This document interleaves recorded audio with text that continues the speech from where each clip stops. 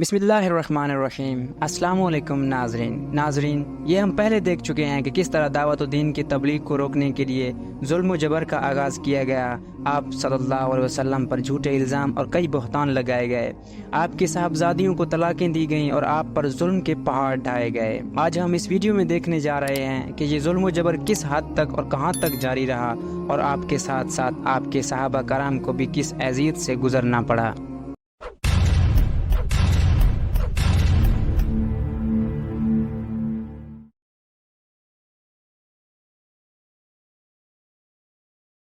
ابو جہل کبھی رسول اللہ صلی اللہ علیہ وسلم کے پاس آ کر قرآن سنتا تھا، لیکن بس سنتا ہی تھا، ایمان و اطاعت اور ادب و خشیت اختیار نہیں کرتا تھا۔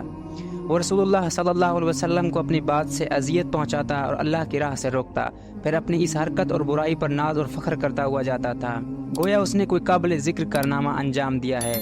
قرآن مجید کی یہ آیات اسی شخص کے بارے میں نازل ہوئی، فلا صدق ولا صلی، نہ اس نے صدقہ دیا نہ نماز پڑھی بلکہ جھٹلایا اور پیٹھ پھیری، پھر وہ اکڑتا ہوا اپنے گھر والوں کے پاس گیا، تیرے خوب لائق ہے۔ اس شخص نے پہلے دن جب نبی کریم صلی اللہ علیہ وسلم کو نماز پڑھتے ہوئے دیکھا تو اسی دن سے آپ صلی اللہ علیہ وسلم کو نماز سے روکتا رہا۔ ایک بار نبی کریم صلی اللہ علیہ وسلم مقام ابراہیم کے پاس نماز پڑھ رہے تھے کہ اس کا گزر ہوا، دیکھتے ہی بولا، محمد صلی اللہ علیہ وسلم، کیا میں نے تجھے اس سے منع نہیں کیا تھا؟ ساتھ ہی دھمکی دی۔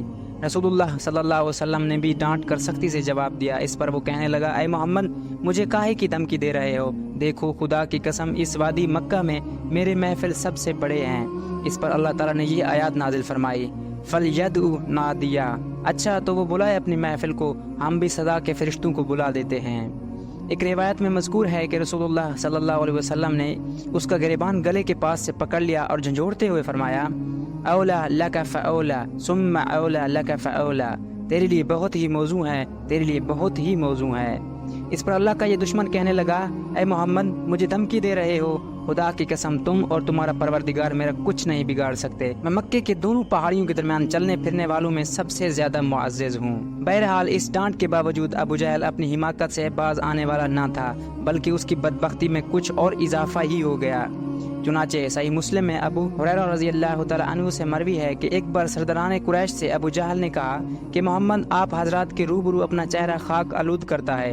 جواب دیا گیا، ہاں۔ اس نے کہا، لات و عزا کی قسم، اگر میں نے اس حالت میں اسے دیکھ لیا تو اس کی گردن رون دوں گا، اس کا چہرہ مٹی پر رگڑ دوں گا۔ اس کے بعد اس نے رسول اللہ صلی اللہ علیہ وسلم کو نماز پڑھتے ہوئے دیکھا اور اس زوم میں چلا کہ آپ کی گردن رون دے گا، لیکن لوگوں نے اچانک دیکھا کہ وہ ایڑی کے بل پلٹ رہا ہے اور دونوں ہاتھوں سے بچاؤ کر رہا ہے۔ لوگوں نے کہا، ابو الحاکم، تمہیں کیا ہوا؟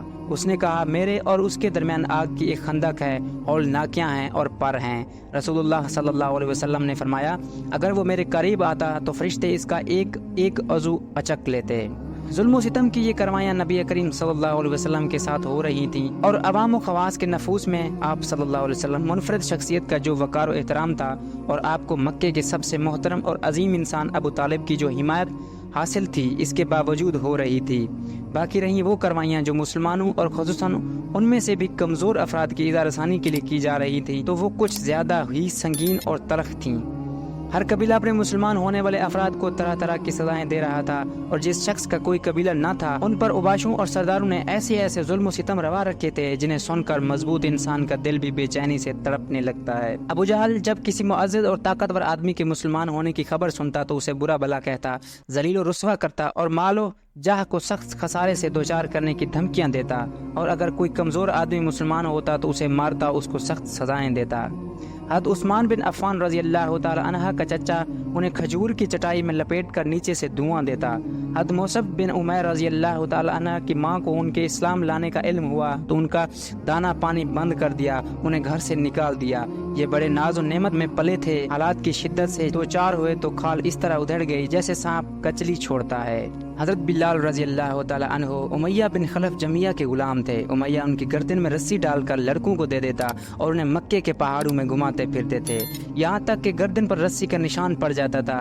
خود امیہ بھی انہیں باندھ کر ڈنڈے سے مارتا تھا اور چلچلاتی دھوپ میں جبرن بٹھائے رکھتا تھا، کھانا پینا بھی نہ دیتا بلکہ بھوکا پیاسا رکھتا تھا۔ اس سے کہیں بڑھ کر یہ ظلم کرتا تھا کہ جب دوپہر کی گرمی شباب پر ہوتی تھی تو مکہ کے پتھریلی کنکروں پر لٹا کر سینے پر بھاری پتھر رکھوا دیتا تھا، پھر کہتا، خدا کی قسم، تو اسی طرح پڑا رہے گا یہاں تک کہ مر جائے یا محمد کے ساتھ کفر کرے۔ حضرت بلال رضی اللہ تعالیٰ عنہ اس حالت میں بھی فرماتے احد احد۔ ایک روز یہی کارروائی کی جا رہی تھی کہ ابوبکر رضی اللہ تعالیٰ عنہ کا گزر ہوا۔ انہیں حضرت بلال کو ایک کالے غلام کے بدلے، اور کہا جاتا ہے کہ 200 درہم یا 280 درہم کے بدلے خرید کر آزاد کر دیا۔ حضرت عمار بن یاسر رضی اللہ تعالیٰ عنہ بنو مخزوم کے غلام تھے۔ انہوں نے اور ان کے والدین نے اسلام قبول کیا تو ان پر قیامت ٹوٹ پڑی۔ مشرکین جن میں ابو جہل پیش تھا، سخت دھوپ کے وقت انہیں پتھریلی زمین پر لے جا کر اس کی تپش سے سزا دیتے۔ ایک بار انہیں اسی طرح سزا دی جا رہی تھی کہ نبی کریم صلی اللہ علیہ وسلم کا گزر ہوا۔ آپ نے فرمایا آل یاسر صبر کرنا، تمہارا ٹھکانہ جنت ہے۔ آخرکار یاسر ظلم کتاب نہ لا کر وفات پا گئے، اور سمیہ جو حضرت عمار کی والدہ تھی، ان کی شرمگاہ میں ابو جہل نے نیزہ مارا اور وہ دم توڑ گئیں۔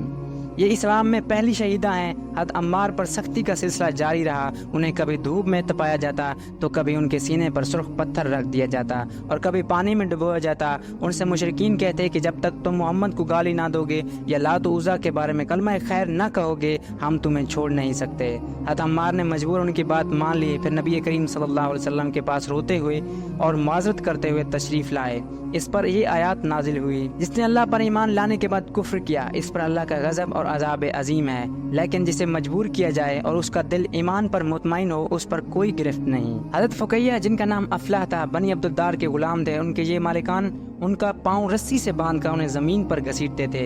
حضرت خباب بن ارد قبیلہ خزا کی ایک عورت ام عمار کے غلام تھے۔ مشرکین انہیں طرح طرح کی سزائیں دیتے تھے، ان کے سر کے بال نوچتے تھے اور سختی سے گردن موڑتے تھے۔ انہیں کئی بار دہکتے انگاروں پر لٹا کر اوپر سے پتھر رکھ دیا کہ وہ اٹھ نہ سکیں۔ زنیرہ اور نہدیہ اور ان کے صاحبزادی اور ام عباس رضی اللہ تعالی عنہا یہ سب لونڈیاں تھیں۔ انہوں نے اسلام قبول کیا اور مشرکین کے ہاتھوں اس طرح کی سنگین سزاؤں سے دوچار ہوئیں جن کے چند نمونے ذکر کیے جا چکے ہیں۔ قبیلہ بنی عدی کے ایک خاندان بنی معمل کی ایک لونڈی مسلمان ہوئی تو انہیں حضرت عمر بن خطاب جو بنی عدی سے تعلق رکھتے تھے اور ابھی مسلمان نہیں ہوئے تھے، اس قدر مارتے تھے کہ مارتے مارتے خود تھک جاتے تھے، اور اس کے بعد کہتے تھے کہ میں نے تجھے کسی مربت کی وجہ سے نہیں بلکہ محض تھک جانے کی وجہ سے چھوڑا ہے۔ آخرکار حضرت بکر صدیق رضی اللہ تعالیٰ عنہ نے حضرت بلال اور عامر بن فہیرہ کی طرح ان لونڈیوں کو بھی خرید کر آزاد کر دیا۔ مشرکین نے سزا کی ایک شکل یہ بھی اختیار کی تھی کہ بعض صحابہ کرام کو اونٹ اور گائے کی کچی کھال میں لپیٹ کر دھوپ میں ڈال دیتے تھے اور بعض کو لوہے کی زرہ پہنا کر جلتے ہوئے پتھر پر لٹا دیتے تھے۔ در حقیقت اللہ کی راہ میں ظلم و ستم کا نشانہ بننے والوں کی فہرست بڑی لمبی ہے اور بڑی تکلیف دہ بھی۔ حالت یہ تھی کہ جس کے مسلمان ہونے کا پتہ چل جاتا تھا، مشرکین اس کے در پہ آزار ہو جاتے تھے۔